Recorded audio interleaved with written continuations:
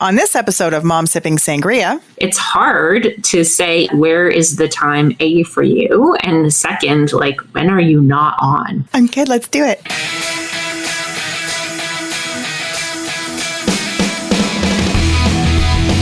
Welcome to Mom Sipping Sangria. I'm Sheila Walsh. She is Anita Reynolds MacArthur. Hello. And on this episode, we have Dr. Christina Carew joining us for cocktails very shortly, and she'll be sticking around for the whole episode. So I snuck back into winners, Anita. I got to tell you, so did I, Sheila. And let me just tell you, okay? I have to tell you. I went in, and the change rooms are closed, right? So I'm like, I need some new summer tops. So I'm just grabbing all these tops, and I bought them all, like stupid amounts of tops, and I have to return half of them because I couldn't, try them on. But and Greg's like, I just read winter's stock went up. Anita, happy spring. Happy making it through the first year of COVID. Woohoo. No kidding. Oh my gosh. We did it. Year one. Oh my. Hopefully this won't keep going too much longer, right? Does it seem like a full year? Like, doesn't it seem time has kind of stopped and we're just, It has, and I have to say, I think that things have slowed down a lot, but it's sped up in other ways. And so it'll be interesting to see as we start to go back to normal, what that normal really will be like in terms of like, oh, now I got to get in my car and go into the office, or am I still going to be working from home? And we feel like it's very fast right now in terms of juggling so many different things, but we don't have that commute in our way right now. So it'll be interesting to see what happens and how that all lands. For sure. So what's going on in the Reynolds MacArthur household out in the east end of TO? Well, it's one of those wah. Ian's car died yesterday. Oh, no. And now it's by no means a new vehicle, but he loves this thing. Like it's been on so many trips with us and all that kind of stuff. Timing belt blew, and return the engine blew, and he was on his way home from work, got stranded. It was a big, long story. So, but of course, as a creature of habit that he is, he's now looking for the same car, the same model, hoping to find the same year. I'm like, please find something a little bit newer. I know it's going to be secondhand, but like, come on, buddy, we can do this. Oh my gosh. So it's a done deal. Like, would it be not cheaper to fix the timing belt? No. I guess once the timing belt went, the pistons all flew out, and so the engine's completely gone. And it's no, bring that one back. Too bad. Too bad. Yeah. So the kids were, they were all like, oh, this is going to be really good. And then they started looking at what he was looking at, and they're like, oh, okay, we're back to the old jalopy. That's okay. It's who he is. And how about you, Sheila? Well, you know what? We actually had a bit of a scary situation. My son, who is at Western University in London and shares a townhouse with one guy, that one guy got COVID. So he had to isolate for 2 weeks. He had to get tested twice. Thank God he did not get it. As soon as we heard the news that his roommate had it, we thought, oh, he's going to get it, right? But I guess that speaks to maybe, and maybe we can ask Dr. Christina when she joins us later, but just, but really paying attention to masking and isolation and distances. And they separated right away. They separated utensils and everything. So they had nothing in common. And they made it through that. Mother Walsh, 91-year-old Mother Walsh, got vaccine number 1. So that's good. And, that's basically what's been happening in our world. Those were COVID things. And speaking of all things COVID, our guest today is all about best health practices and combating the effects of COVID burnout. So in honor of her, before we get to her, I searched high and low for a healthy sangria recipe, Anita. They're kind of hard to find. Healthy. Ooh. But I found one called the healthiest sangria recipe ever. So we'll add that to the sangria recipes on our website and feature it in the next newsletter. We had Dr. Christina on Mom Sipping Sangria over a year ago, pre-pandemic, when the world was still fairly operational. If this is your first time meeting Dr. Christina Carew, Christina is a naturopathic doctor specializing in functional medicine. Dr. Christina, it's so nice to have you back with us. Oh, thank you. I actually do have an answer to your question about why your son may not have gotten COVID. Please do. So we actually know about a third of the population is immune to every kind of disease, whether that's measles, chickenpox, mono, COVID. And so there are actually many cases of a husband or wife getting it and not the other. Wow. So you think that some people just have this naturally built into them?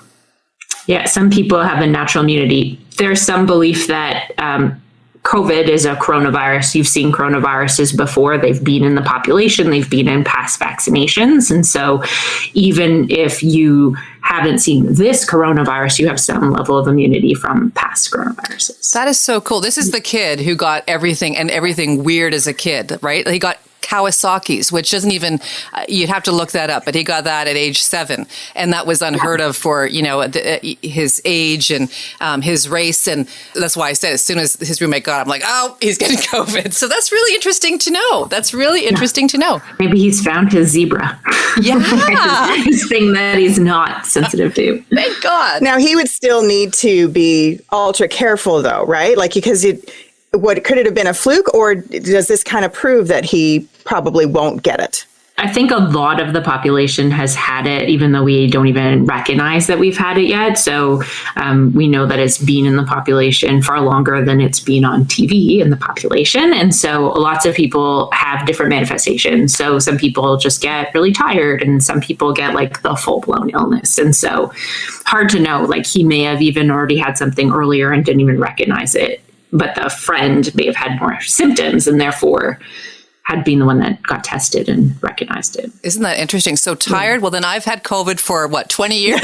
Yes. Right. Since we've had kids. For sure. So, Dr. Christina, the last time we spoke with you, it was about the signs and treatment of burnout. But I mean, that has kind of skyrocketed since the pandemic has hit. So we thought, that we were feeling done and cooked about it then. Now it's it's, mind blowing where we're at these days. So, we're finding there's a huge uptick of burnout specifically these days. Do you find that in your practice that it's on the rise as well? Oh my gosh, yes. I was talking to someone this morning, and she was telling me all the things that were happening in her family. And I was like, how are you hanging on? And she's like, I don't even know. She was like, I found a gear that I didn't even know I had. But she's like, I'm close to the end. So I'm calling. I was like, okay.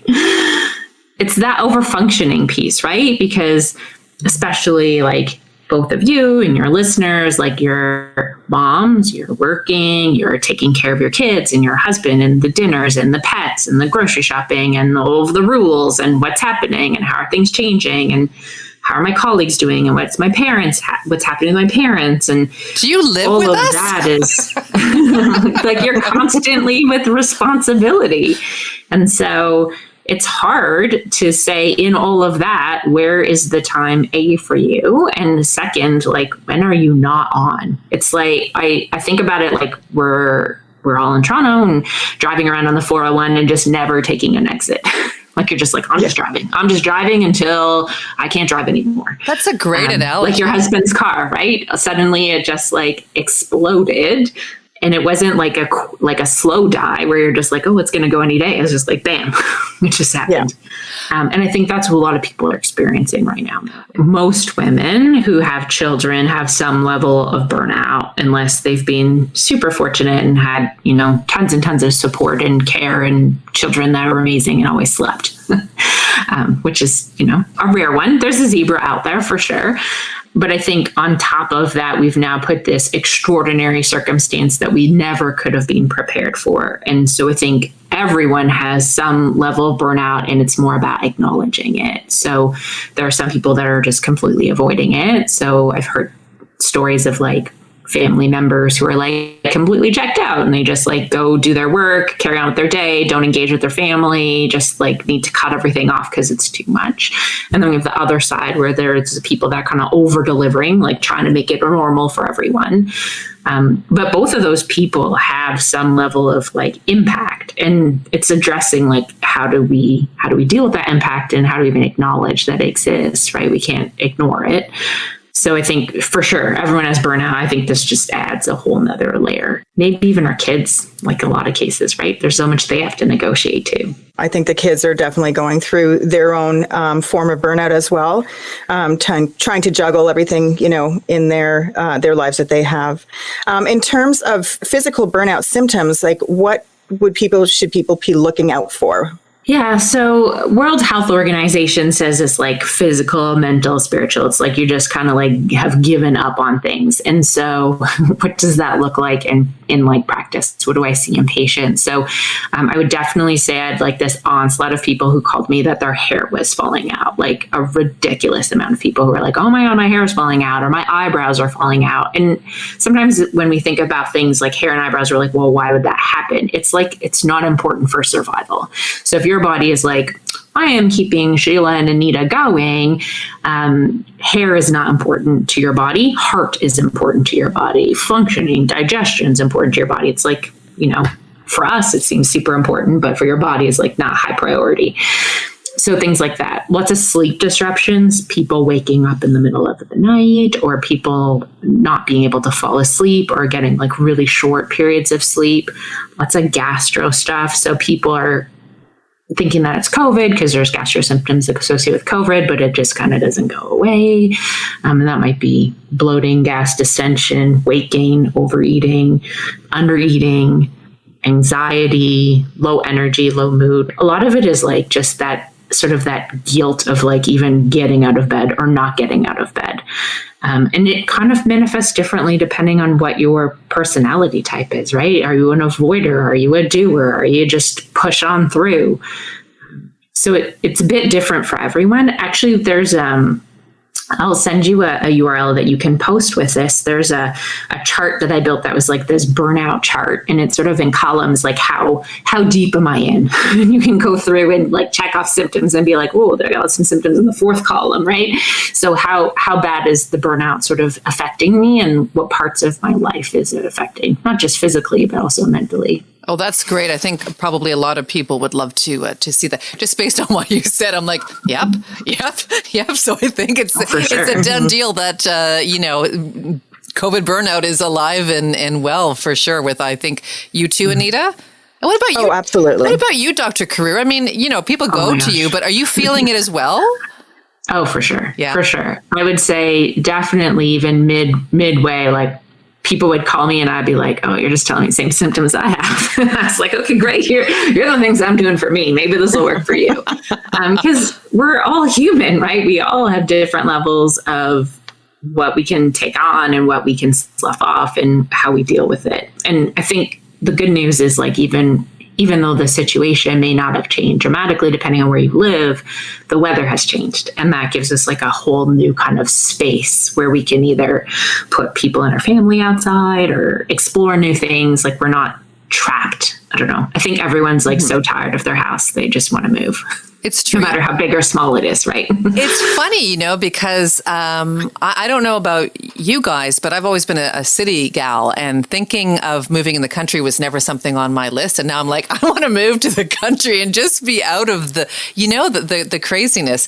That list that you have and those things that you shared, if you're experiencing those signs, what should we be doing?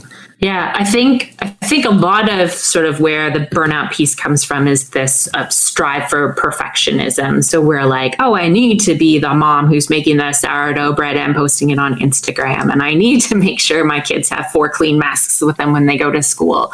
And so some of that is like this really high standard we've set for ourselves because we don't have colleagues anymore, right? You don't have someone else telling you, oh my gosh, I failed so miserably as a parent, mom, whatever today, and kind of making some of that feel okay. Now we're comparing ourselves against other people's highlight reel, right, on Instagram or Facebook or whatever we're seeing. And so I think that further drives a lot of that perfectionism. So I think one thing is like just understanding like we all have bad days, like we're all works in progress, and we all can understand that none of us is going to be perfect and our highlight reel is not the everyday.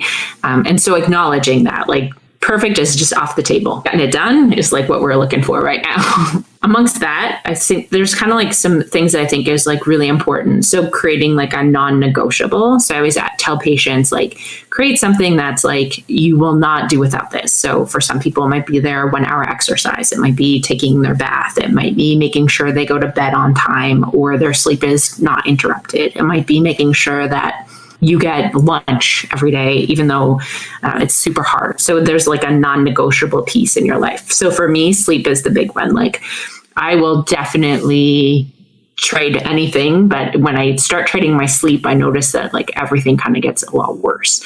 And part of that is like our body, when it's resting, actually cleans and repairs. So if we're missing that cycle, then we feel a lot worse very easily, but we also can feel better easily, right? So, you know, that the day after you have a bad sleep, when you have a good sleep, you're just like, oh, yesterday was so awful, but today is going to be so much better. I would also say that like nourishing yourself is really important. So I know the at-home moms who have this kids online, they're like just eating whatever's left. So they've made, 12 chicken fingers. There's 2 left. They're like, that's my lunch. They're licking the plate. Yeah. Or they're like, oh, there's nothing left today. Right. And so it's like prioritizing yourself and not feeling guilty about that. I have a friend who says like guilt is where your boundary needs to lie. So as soon as you feel guilty, she's like, no, that's a place where you need a boundary to say like, I can't not go without lunch, or I can't not go without taking a shower today. So that's really helpful. And actually, to add to your cocktail, I looked to see if there is a Sangria adrenal cocktail. So adrenals are your burnout glands, right? But I couldn't find one. But I found something close, so I will share that. Oh, good. Maybe you can work on a recipe that you can share with us down the road. That's right. Yeah, for sure. But we'll help you taste test. I have one that I think people, minus the wine maybe, would still like. Well, you could probably add wine to it. But when we think about it, it's our adrenals are like our electrolytes, right? So orange juice, coconut water, and salt are actually 3 things that we miss in our day. So our potassium and our salt are actually big components of our diet. And so I have a lot of patients and friends who will start the day with like half a glass of orange juice, half a glass of coconut water, and some salt. And sometimes this works. Lots of women who find that they wake up at night, it's their adrenal glands. So having a little bit of salt before bed actually can help you sleep through the night. Ooh. Doesn't even require a pill. Wow. Well, we can do a virgin sangria with those things, can't we? Put a little red something in it. That's right, red food coloring. One of the things you were talking about, and I know we're going down the list of things that you had mentioned that we should be doing for ourselves, allow discomfort, which I thought was really interesting. Can you explain that a little bit? So parents and COVID vaccines are actually an excellent example. So feeling like you need to go and make sure your parent gets on the list to get their vaccine and gets to the place and gets there on time and everything else, or your kid gets to school and has a mask and has lunch and has whatever. And so in this way, we sort of take on this idea that we are solely responsible or the only person that can get the job done.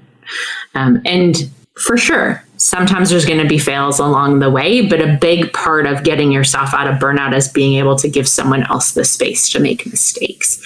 And so letting them kind of get out of the mess themselves. So like they can't figure it out, or they need to be on hold for 3 hours or whatever. It doesn't always mean that that's your responsibility. And that's uncomfortable. Like it's uncomfortable when you can see a solution for someone and it's right before their eyes and you're just like, oh my gosh, why can't you just see, do this, do that. But in doing that, we continually solve problems for everyone else. So we become farther and farther engaged in the situation, and we can't extract ourselves. And that's when we're like now driving around and not letting anyone else take an exit, right? And so it's super hard. Oh, it's super hard. Like you restart 20 times a day where you're just like, oh, I probably could have let them take out the garbage themselves, or the dog didn't get fed today, but that's okay. Like that wasn't my job. That was so-and-so's job. Oh my gosh. Is there a cocktail for that? Because I think both Anita and I are like, and it's not that you want to micromanage. You're a fixer and, I can do it. So why let you figure that out when I can do it? And you're so right. Like you're not empowering anybody by doing that, not helping anybody, but it's tough to shake. Yeah. Well, and because you're there physically, it seems like it's easier to solve the problem because you're like, well, I'm right here. I'm right here in the kitchen. I'm right here in the bedroom. I'm right near you, right? And if you were at work, you might not even known that thing happened until later. You're like, oh, I could have fixed it if I was home. So it's almost like turning on a little bit of that. Well, I'm not actually here. I'm here, but I'm not here. True. I think I'm going to take that advice because I do fall into that category all the time. And that, you're just sort of like lighting that light bulb for me, where, a lot of times I'll just be like, well, everyone else can see it needs to be done, but I am right here and I shouldn't have to say it. And so I just do it. Right. But like you said, if I was at work, I wouldn't have been there to do it and it would have gotten done. So I need to kind of like rein back a little bit and let the kids or Ian or whatever just sort of like step up and take back what they used to do. I am thinking of everyone in my life, and we all do this. Like, I don't think, like everybody I'm thinking of, my sisters, my friends, my neighbors, we all do it. So yeah, like that is a tough one. And I think you're right for sure, Dr. Carew, for sure. But I think it's easier said than done. Like, I don't know how you break that habit. So one of the things I do is like my husband always does just enough, but never overdoes something. And so I just like kind of just watched him for a day. Like I was like, what are the things that like just don't faze him, don't bother him, just like he doesn't even notice that like make me crazy. And then I was just like, okay, so if that doesn't bother him, why does it bother me? Right. And so part of that is like being okay. It's kind of back to the idea of like this ideal of what we think our lives should look like and then what they actually look like. And so it's okay if your kid's room is messy or they don't fold their laundry. Like they go to school wrinkled. So what? And I know we shouldn't care, but to me, it's like there's a judgment there. There's a judgment. If you don't do it and you could do it, well, then you're a failure. Yeah. Well, and that's back to like, well, that's a whole nother show. Back on to do that one. That's like a lot of like our belief system, right? Yeah. We believe that our value is in what other people think of us or what our judgment is of others. That's like a lot of mindset stuff, right? Versus if we're like, okay, I need to preserve my energy, my time, my ability to sleep, my hair. What can I give up? What can I negotiate away that nothing bad will happen? If my kid goes to school in the same shirt that he wore yesterday, nothing bad will happen. Someone might tease him and tell him he's stinky, then maybe he'll do something about it himself. Oh, we are going to have a part 2 for this for sure. So now, there are lots of people who will head to their, family doctor for fixes. Of course, Sheila and I, we believe wholeheartedly in naturopaths like yourself. So if someone is interested in visiting a naturopathic doctor, what can they expect? So I think there's all kinds of belief systems based on what your friends or colleagues have done. And so in some of that, I think it creates a lot of fear. So lots of people will be like, oh, I don't want to go. They're going to take away my coffee. They're going to only make me eat vegetables, right? And some of that will definitely happen. But I think the biggest advantage we have with alternative care is you can interview the people that you want to work with for no cost. So it's not a scarcity situation like with a medical doctor where you're like, oh, please just take me on. I don't have anyone and I need to get into like an access point into the system. When you're paying for care, you can pick someone that feels like they understand you, right? So you might pick someone that's of similar background or has a similar concern themselves or works in an environment that you want to be a part of or someone had success with, and then ask them questions. So I in my practice, we have a 20-minute meet and greet that most of our patients go through, and we talk, what is naturopathic medicine? What does it look like? What does it look like with a visit with us? And I'll certainly tell you some of that. But like, what do you want to know? Like, what do you want to know? How do we approach the problem? What are the things that are standing in their way? How can I make it easier for you? Like, what's my approach? And naturopaths are the jack of all trades. So we are trained in all the alternative health practices. So we are trained as chiropractors and physiotherapists and massage therapists and nutritionists, acupuncturists. We know a little bit about everything. And then each naturopath will find things that they really love and things that they do really well. And so then that also creates almost like an expertise in that area, although we're not allowed to say experts.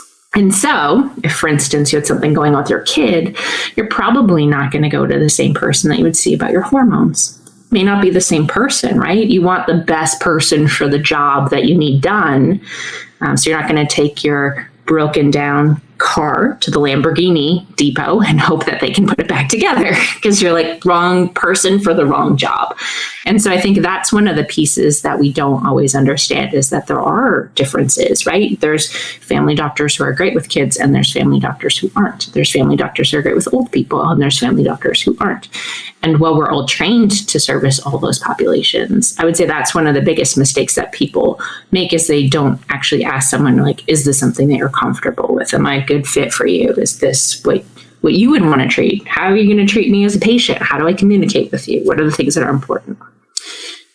So what does a visit look like? I kind of derailed from your conversation, but I think that's a big piece that I think people kind of mistake or don't understand.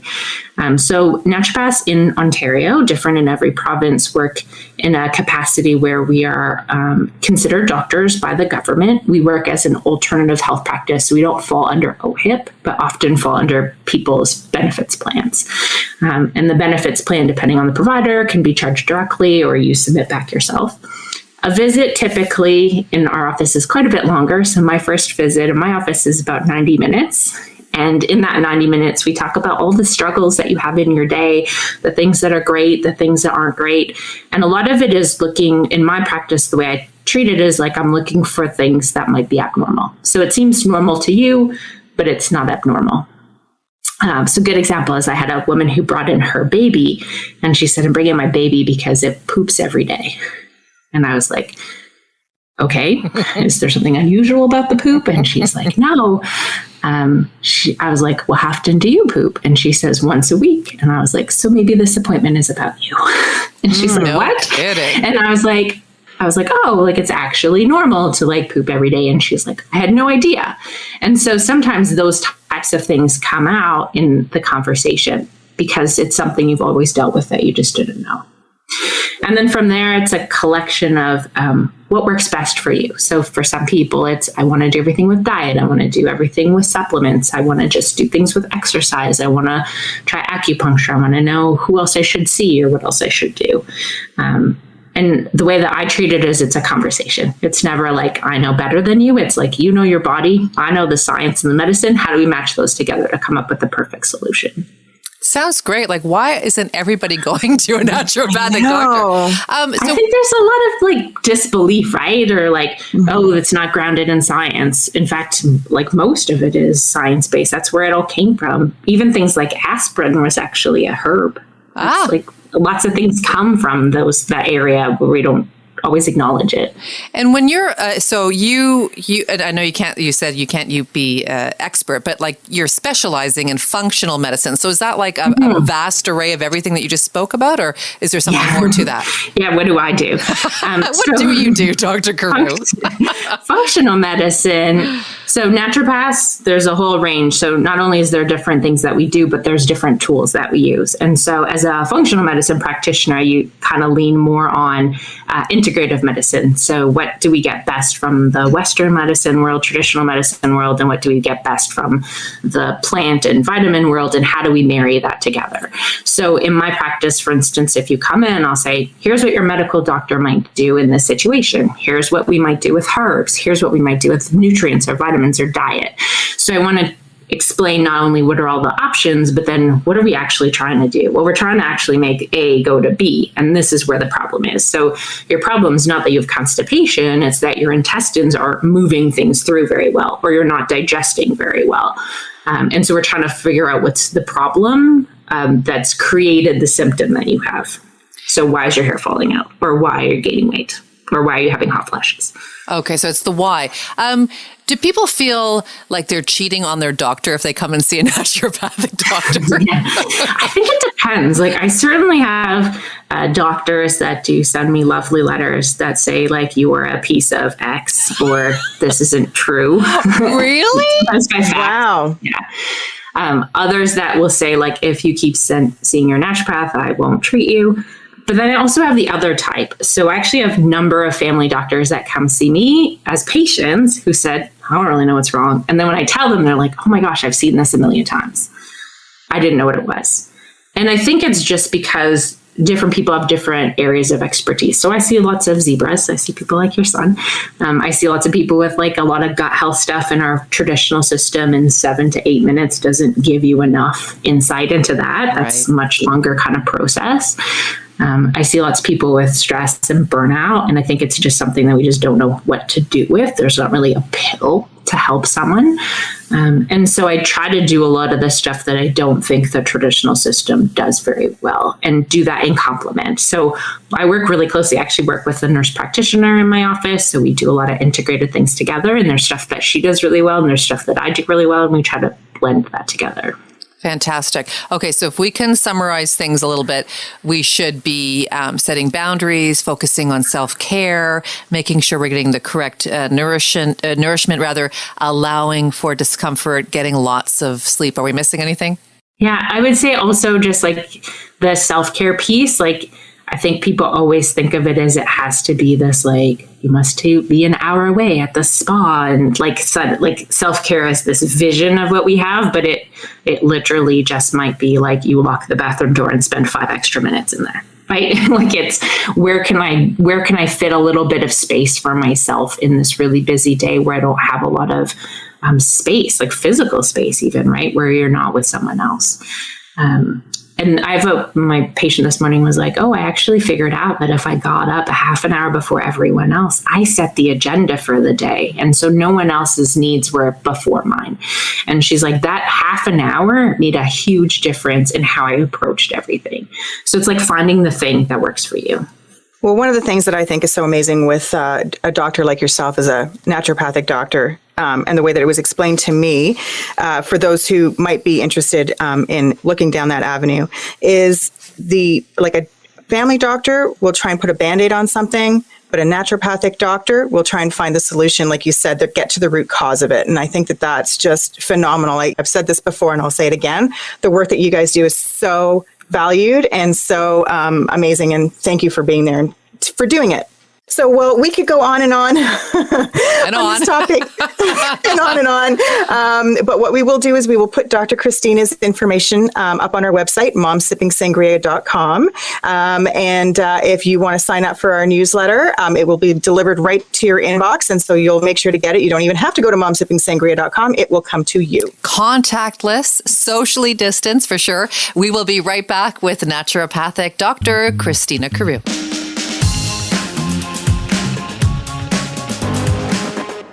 Hey, do you want to know more about Dr. Christina Carew's practice? Then visit her website, HealingMe.ca. All sorts of good stuff there. HealingMe.ca.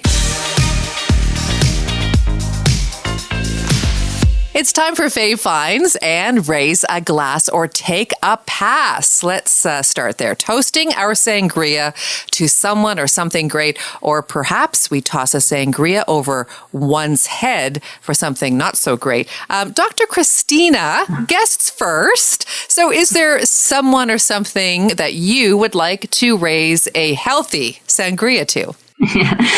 The healthy sangria. I think the toast that I thought would be most appropriate is the sunshine, because she's finally come out more consistently. She is responsible for like lightening our moods and giving us warmth and growing our plants and creating space for us. And so I think, go on, right? The sunshine's out. Oh, amen to that. Just sitting in the sunshine, even for a couple of minutes and being outside and not freezing your butt off is amazing. Absolutely. You can totally feel that heat on your face. So I'm going to give a cheers to Ava, raise a glass to her, my daughter, for getting into George Brown College in film studies. We're still waiting on another university to hopefully come through. But in the meantime, this girl is going back to school in the fall. Yay. We're so happy, raising a glass to Ava. That's amazing. Film studies. She's going to be the next, let me think, who can I put? Sofia Coppola. There we go. I was going to say Martin Scorsese, but then that wouldn't have made much sense. All right. Awesome. So mine is an app that I'm raising my glass to, my sangria glass. It offers hours of mindless entertainment. And I just sit there and create things and then laugh and erase them, and then sit there and create things and laugh and erase them. Jib Jab. It's called Jib Jab, and you upload, download, whatever the heck it is, faces, and then you put these faces on these little videos, and then you can send them to people. And it has given me more enjoyment over the past couple of months than I've had all year. So Jib Jab, that's what I'm raising a glass to. Jib Jab. That's what I'm raising my glass to. We also want to toast a few of our favorite finds. We call them fave finds, things we love and want to share with you. Just because, right? 100% sponsor-free things we just dig for the sake of digging them. Miss Anita, what do you have? We'll have to go to the website to find out what it's called. But this little thing is a sponge, and it will clean your walls, get crayons off of it. It'll clean the grime off of your stove. It will even clean the white rubber on running shoes. I know what it is. A little magic thing. You do. I bet you do. As soon as I said the rubber on the white running shoes, right? Awesome. And how about you, Dr. Christina? So mine is an app that you can use in your phone. That's good for keeping focus. So it's like 25 or 20 or whatever you decide minutes of devoted time towards whatever it is that you're working on. And so it's great for productivity, but even better for self-care. So I am going to spend 20 minutes where my kid cannot interrupt me. And you could actually use the timer where you give it to them. You can't come and see mom until this timer beeps. I love to give you some space, right? So it's just a different way to use a tool meant for something else. Excellent. That app is going on everyone in my household's phones. Sync it. We're gonna screen share it on every screen in the house. I love that. Well, my fave find this week is a little bit of heaven on earth, ladies. I feel like I'm doing an infomercial, but it is. I have to tell you, it's a Shiatsu back massager with heat. This thing literally puts me in a coma.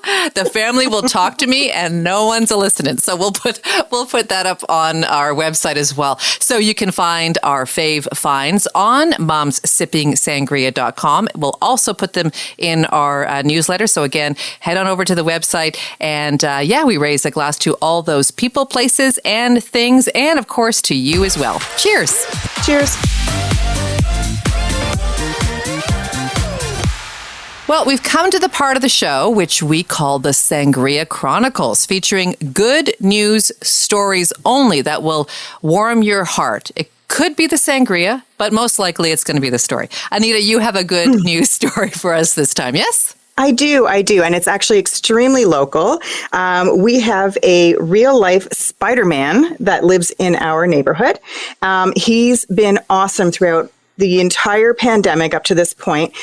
When the pandemic hit, he was he's a runner, and he likes to do marathons, and all of the marathons were canceled. So we have a beautiful waterfront. We're very fortunate to have that very close by. And if you're lucky enough, you'll actually see he comes out in his full Spider-Man costume, like right over the head, everything right down to the shoes. I'm going to post a picture of it on our website. But he will run along the path, and he'll stop and take pictures with kids, like distance-wise, all that stuff, for free. He just does it to lift people's spirits. He's been doing this for about a year. He says it helps keep him in shape for whenever these marathons are going to start up again. And he just loves doing it. Everybody waves to him. He waves back, and yeah, it's awesome. And we finally saw him. It's taken over a year, but Ava and I were walking last week, and it was like, oh my God, there's Spider-Man. It was like we were in a movie. Okay, so many questions. And he waved. So many questions. Wait a minute. This guy dresses up as Spider-Man? He does. And just absolutely. Go and runs. And he runs. I don't know if you can see. Okay, so you have a picture of him. And he literally looks like Spider-Man. Okay, I love that this guy is doing that, but do you not find that kind of bizarre? Not at all, because he lifts people's spirits. It's not frightening. I think because we all know who he is now. Like, it's been on all of our little community Facebook sites and stuff like that, right? But there's like little kids in their what do you call it, strollers, and they'll just point at him like, oh, Stranger danger. Do people run with them? Do the children I was going to run say, with them? sometimes there's children, but there's also adults. All of a sudden, you'll see like 10 adults, and they're all running behind them. Oh, that's so funny. It's so great. So you heard about him in a community like newsletter or whatever, and then you've been looking up for him for a year. That's really cool, actually. Yeah. I'm just kidding, because it's a funny visual. I just think it's nice that he's not doing this for money or anything. He's literally doing it to make people feel good. Yeah. During this crazy time. Or he's a wanted it's like felon. a full-on mask. His whole face is covered, right? So his name is Wayne Young. He's been named already, so I'm not giving anything away there. His name is Wayne Young. So, hats off to this really cool guy who's going around just making people feel good. I was thinking, isn't that the name of Spider-Man's character? But that's Wayne Bruce, who is Batman, right? Okay. Anyway, that's cool. I'm glad that there's somebody doing, anything that's lifting the spirits and that makes you think outside your head, I imagine would be good for us, right, Dr. Christina? Mm-hmm. Well, there are so many good people and stories out there like this Wayne fella, aka Spider-Man. Feel free to share yours. Visit momsippingsangria.com. So we've come to the part of the show called Spill the Sangria, where we dish out funny or embarrassing stories to make us all feel better about ourselves. And we're going to shine a light on our VIP guest, Dr. Christina Carew. Do you have a sangria to spill with us today? Yeah, I was thinking about which one. So I think this story is actually quite humorous and probably others can relate. I had started dating someone new who is my now husband, so I guess it worked out. And he was living in Halifax, I was living in Toronto, and he's like, oh, you should come here and move in with me. I'm always up for an adventure. So decided to go out there, sold my car, sold most of my stuff, moved out.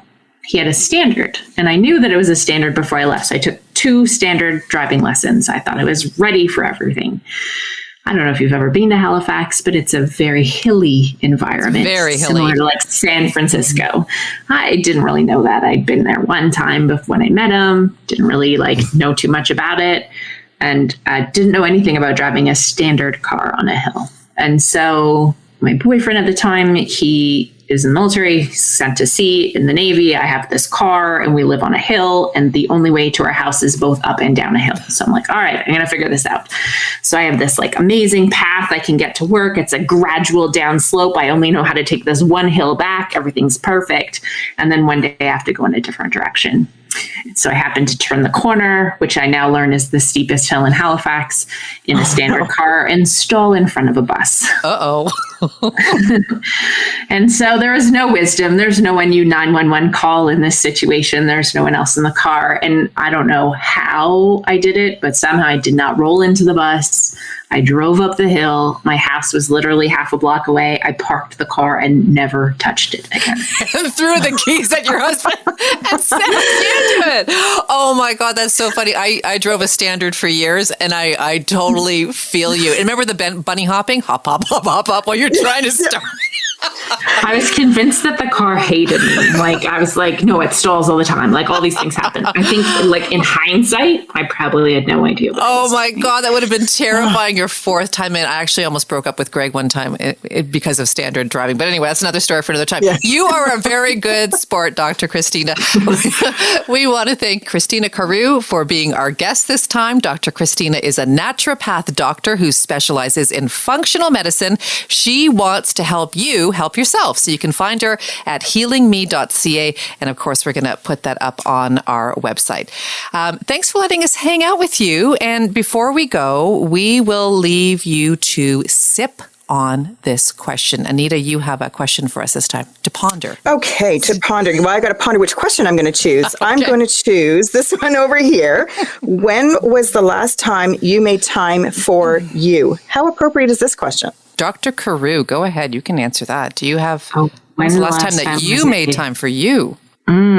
I actually, my yoga studio is in a red zone, which means that it can sort of be open, but there's only 10 people inside. So they're not really financially viable. But on Friday, I had gone there and booked a private class just to get out of the house and get some of the exercise in that I loved. So nice. Recent, maybe not today, but recent. Awesome. I went for a walk yesterday. I downloaded a podcast called Smartless. You know, then I was talking with Jason Bateman. That's a great one. Oh my gosh, it's so funny. So I downloaded an hour podcast and I walked for an hour until it was done and came home. And that was so great. Like, you know, you get out of your head and you get, and what you were saying earlier, Dr. Christina, the sunshine and just, you know, getting out, getting some time to yourself. That's amazing. So that is a wrap on this episode. And I know, Anita, we want to leave that for the listener to ponder. What was the question again? When was the last time you made time? Thank you. Yeah. When? Let me. When was the? Let me say it. No, yeah, go ahead. No, you say it in the nice, calming voice. Go ahead. When was the last time you made time for you? There you go. That is a wrap on this episode. A happy early Easter. Happy Passover. Stay healthy and safe. Till next time, have a good one. Visit our website to sign up for our newsletter and for a link to our social media. We are Moms Sipping Sangria. Cheers.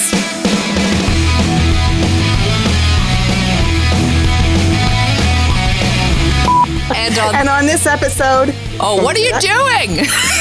I don't know. Here we go. Mom Sipping Sangria is produced by Elm Podcasting. Cha-cha-cha. Woohoo. Hello. Yeah.